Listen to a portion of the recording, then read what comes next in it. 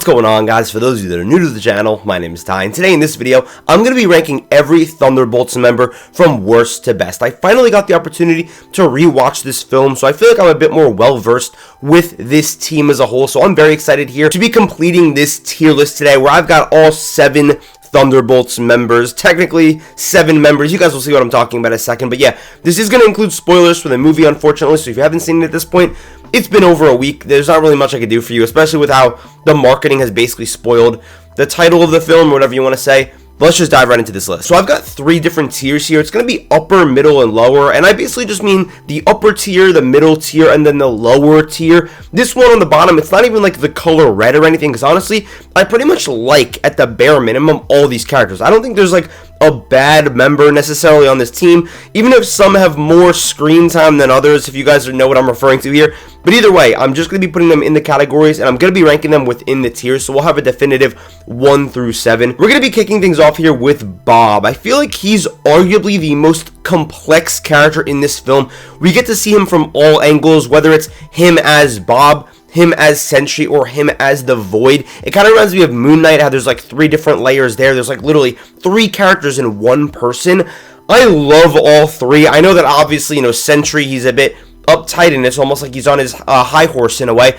The Void, of course, is like the evil variant of him. But either way, I'm just talking about them as characters. They're all really awesome for different reasons. The Void is horrifying. I love the design, the powers, and I like that it's literally the physical embodiment of his problems and his depression, and the way that in the end, when he's beating himself up, you start to realize the metaphor of like, oh, that's not how you should be dealing with your problems. You shouldn't beat yourself up just because of who you are and the things that you've done in your past. No, you should just look to others around you and basically just use them as support, because they're always going to be there for you.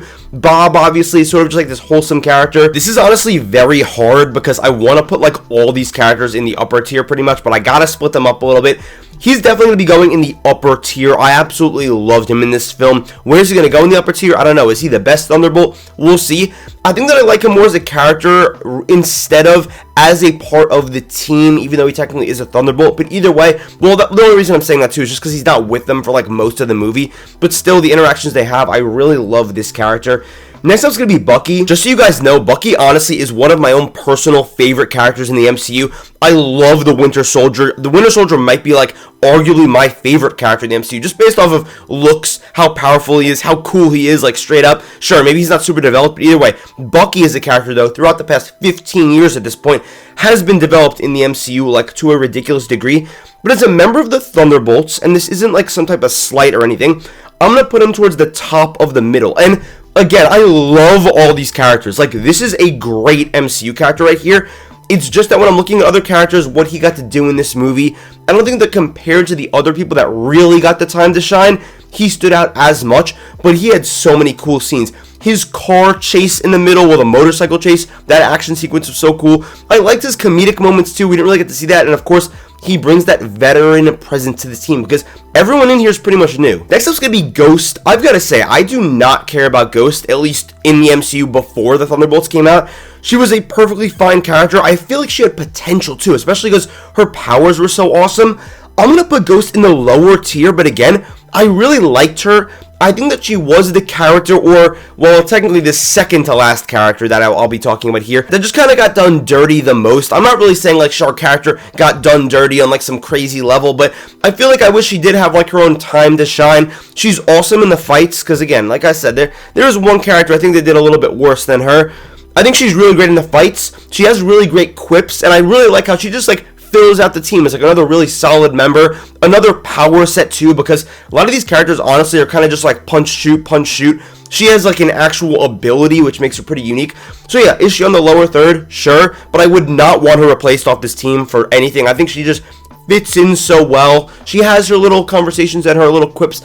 I think she's great. Next up's going to be John Walker. Man, I absolutely loved John Walker in this film. I think that he's going to be going, honestly, in the upper third for me. Maybe that sounds kind of crazy, but I really liked John Walker in Falcon and the Winter Soldier, even if it's for the wrong reasons. Like, I just thought he was such a great character, even if he was like the villain. But it's never like he was ever really the villain. There was so much pressure on him, and obviously he took the serum and stuff. He really shined for me in here. I love his development over the course of the film, where Sure, he's still kind of snappy, is he still kind of mean to everyone? Yeah. But you can see that he has a heart. You could see his background with his family and what went on with that. I thought John Walker was awesome, and again, honestly, I thought he was just so funny, and it felt like Wyatt Russell was just having such an amazing time with this role. The way he fit in with the team, I loved his relationship to Bob too, and the way he just keeps calling him Bobby, and they just keep making like these hilarious jokes with him. It was just an awesome character, and I liked seeing his power set too, like his one jump scene and stuff, and he was great in the elevator scene as well when they're kind of like climbing up. So creative, so funny. Loved his character in this. Next up's going to be Red Guardian. He's going to be going at the top of the middle. And listen, I'm only going to say this one more time. I literally love almost every single character on this list. So it sucks for me to put Bucky this low. Like in the MCU, he's higher. I'm talking about just this movie, just this team. Red Guardian, though, he's going to be going right here. I've got to say, he's pretty easily for me the funniest character of this whole movie. I know that this movie isn't really like a funny movie. It's actually like one of the more serious films on the entire MCU franchise, or in the franchise. I don't know why I say it on, but it's kind of crazy just talking about mental health and stuff and like depression, but he really brings a certain lightness to this, especially in his dynamic with Yelena. And I know we haven't gotten to Yelena yet. We're gonna in a second, but I just loved his character in this. I feel like we really got to see him and more about his life, you know, like where he is in life, especially after Black Widow. I think he was good in Black Widow, but it's just one of these things where I saw the potential for his character, and I feel like they actually capitalized it all in this film. We got to see like what he wants, his motivations, how he truly cares about Yelena, even though he did some pretty bad things to her. I guess you could say, like dropping her off at the Red Room to basically be turned into an assassin. You know what I mean? A lot of rough situations there. Not exactly Dad of the Year, but now he regrets those things, and he's trying, and he's trying to show Yelena that he truly cares about her. He has so many hilarious moments in this movie, though. Like, just when he first yells, like, yeah, the Thunderbolts. Like, he's actually pretty much the main component. Even though Bucky is, like, wrangling everyone, he's the main guy who's like, yo, we're a team. Like, I love that about him. I just think it's so funny. Next up, we've got Taskmaster. This is the person I've been pretty much alluding to this whole video, even though I said we're going to be talking about spoilers. Obviously last, and this is the one character like I just don't love. Like I really love even Ava here and above, but Taskmaster, I'm going to be 100% honest with you, okay? I've seen a lot of people saying Taskmaster got done dirty. Taskmaster could have got redemption. I'm going to be honest, I don't feel that way. And I'm actually happy they killed Taskmaster, and I'm happy they killed Taskmaster immediately in this movie. Like, I feel like Taskmaster has been this thing that's weighing down the MCU. Not like some massive thing, but it's been this character that people are like always look to beat up on the MCU for. Taskmaster and Black Widow, it's like one of the worst villains. I don't even think Taskmaster was that bad, but I understand it. Then she gets killed immediately in this movie. People are like, oh my god, how could that happen? You guys were all saying this was the worst villain, and I get it. Maybe they could have done some type of like redemption with her, but at the end of the day, I like the fact that there was a little bit of, you know, an edginess to this movie. There was a little bit of like, you know, anyone can die at any moment in this film. Sure, they announced the chairs in Doomsday, so we knew these characters were going to be in the next movie. We pretty much knew Taskmaster was going to die. But I don't understand, like, this switch up of, like, all of a sudden it's like, yo, why'd they kill Taskmaster immediately?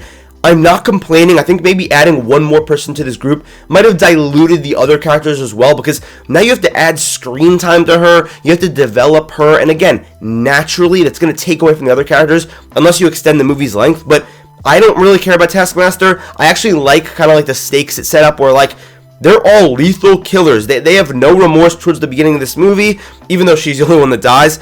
And yeah, and then from there, they kind of become like better people and become the new Avengers. And just like that, we're going to be talking about Yelena. Yelena is the best character in this movie by far. This is another thing, just like Red Guardian. I know they're related and they were from like the same movie, but either way, this was another character where I was just like, and everyone knew this, I'm not going to act like it was just me. There was so much clear potential with this character, Yelena.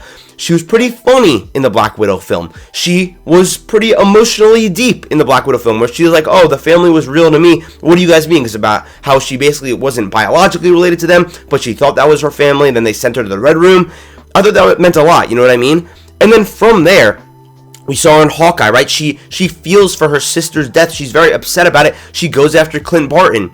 We get to see her a little bit there, and she's funny. She's quipping with Kate Bishop. I feel like that won a lot more people over, too, and we watch her, like, mature a little bit. But now, 4 years later, it's time for her to go up to the big leagues. Marvel Kevin Feige said, batter up. Yelena, it's your time to shine. Florence Pugh, you've been on the big screen before, but now it's really your chance to lead a blockbuster. And I think she killed it. I literally don't know what she could have done better in this film. It's just genuinely the most prime example of a good superhero, a good MCU character in this franchise. It's as simple as that. It almost makes me emotional because I'm just like, the MCU has struggled, I feel like, to develop characters over the past couple of years. This is the one shining light where I'm like, wow, are we maybe back? Are we done with the cameos and the gimmicks? Are we back to good writing and good development? I loved her in this movie. She was so equally funny and emotional and powerful and badass. And again, I know I keep kind of harping on like the funny thing too, but I just love this team, and naturally when I love people, I'm just going to be like laughing at them or whatever and love characters. So I just think it's awesome. I love Yelena. I will be singing her praises to the end of the day.